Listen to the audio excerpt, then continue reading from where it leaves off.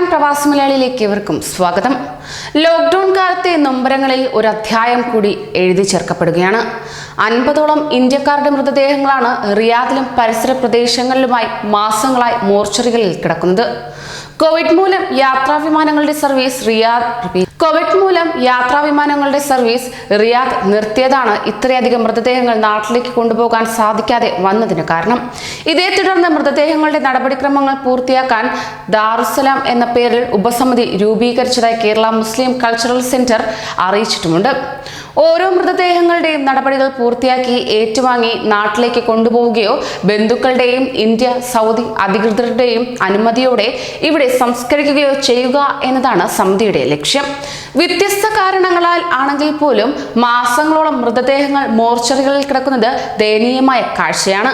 ഇവരുടെ കുടുംബാംഗങ്ങളുടെ തീരാ ദുഃഖത്തിന് അറുതി വരുത്താൻ മൃതദേഹം എത്രയും വേഗം നാട്ടിലെത്തിക്കാൻ നടപടി ഉണ്ടാകണം. സൗദിയിൽ കുടുങ്ങിയ പ്രവാസി ഇന്ത്യക്കാരെ നാട്ടിലെത്തിക്കുന്ന വിമാനത്തിൽ തന്നെ മൃതദേഹങ്ങളും കൊണ്ടുപോകാൻ അനുവദിക്കണമെന്നും സമിതി കേന്ദ്ര സർക്കാരിനോട് ആവശ്യപ്പെട്ടു.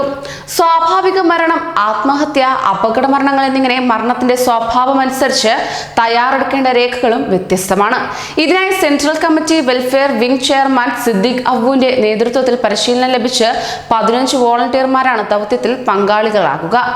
നജീബ് നെല്ലംകണ്ടി, UP ഇർഷാദ്, മുസ്തഫ പുന്നംകാട്, ഷുക്കൂർ തിരൂരങ്ങാടി, ഫദൽ അൽറയാൻ, ബഷീർ വല്ലാഞ്ചിറ, ഫൈസൽ ചേളാരി, മെഹബൂബ് സമീർ വട്ടം, മുസ്തഫ മൂർക്കനാട്, ഷുക്കൂർ വടക്കേമണ്ണ, ഷറഫു കണ്ണമംഗലം, ജാഫർ കാളികാവ്, നജീബ് മമ്പാട് എന്നിവരാണ് സമിതി അംഗങ്ങൾ.